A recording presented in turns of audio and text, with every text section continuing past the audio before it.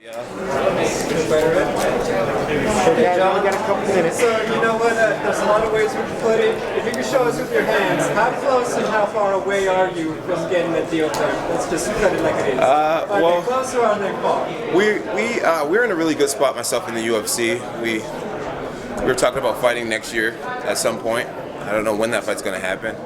But Dana White's pretty much just allowing me to do my thing and come back when I'm ready. And I'd like to fight the champion at the time when I do return. And to my understanding, Francis is going to be fighting Cyril Gane in January. So I'm thinking maybe sometime in the second quarter of next year that I'll be back in there. So I'm really excited. The main thing is to not count the days and to make the days count. And so I'm working very, very hard, harder than I've ever worked in my whole career. Jon, are you going to tease Chandler about being the first Hall of Famer in the family? Because he's solidified with the 100 sacks now. Yeah. So he's going to get the gold jacket, but you already beat him to it. Something you going to tease him about? Yeah, no, I'm not going to tease Chandler. Chandler is he's my inspiration. Chandler does he does so well in his personal life. He does all the right things. He goes to bed really early. He eats really clean. Massage therapist comes to the house several times a week. I really am trying to model my professionalism after Chandler. He does it so well. I'm super proud to be a Hall of Famer. I know Chandler will be too, and we're just going to keep trying to raise the bar for the Jones family. That's for all athletes around the world. Jon, you and GSP here getting inducted in the Hall of Fame now. I don't know if you remember, but there was that old viral video of you guys in the nightclub line. And, You seemed like you didn't, Nah.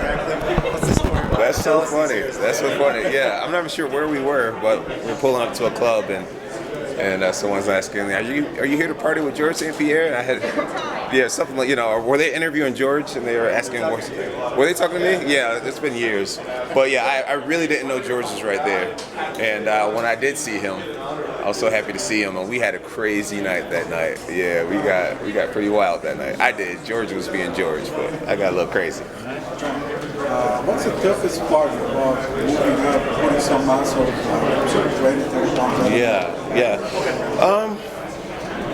It's been a lot tougher than people would anticipate.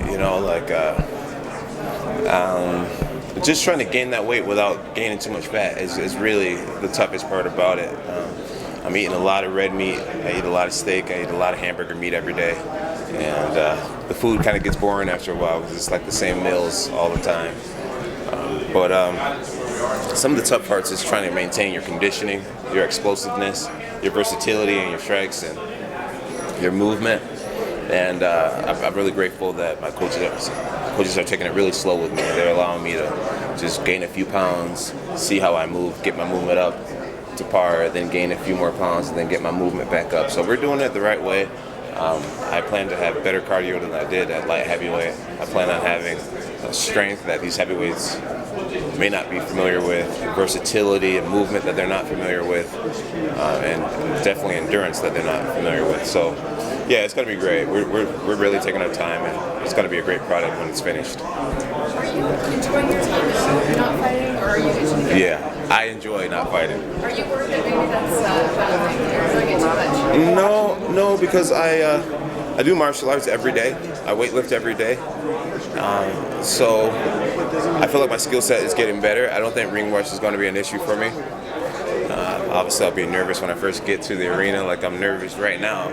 I'm always nervous to do this type of stuff, but once I get in there, it's what I feel like I was born to do. So, no, I'm making the days count, and I feel like time is on my side.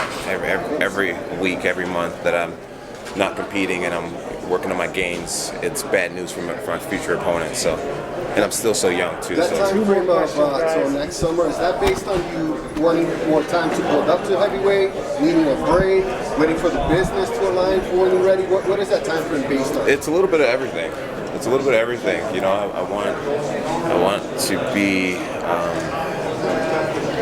I want to be at the right place in my physical. I want to see the competition compete against each other so that I can gather more intel about their skills. I feel like fan demand. I feel like since I've left, people want to see me fight more than ever.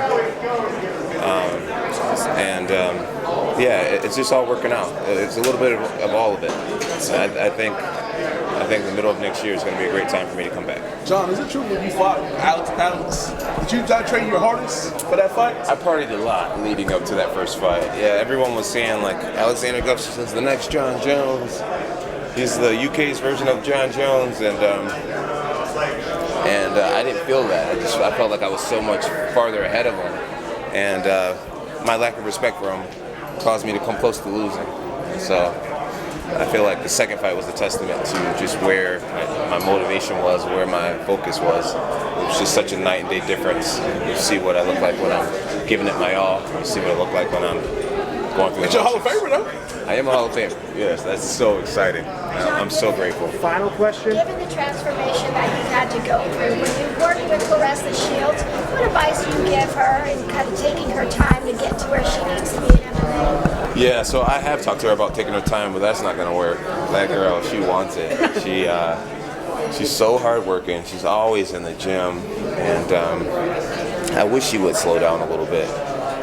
But you know, she's fast tracking herself, and who am I to tell her not to do that? She's so talented, and I was pretty fast tracked when I first got into the sport, coming from wrestling.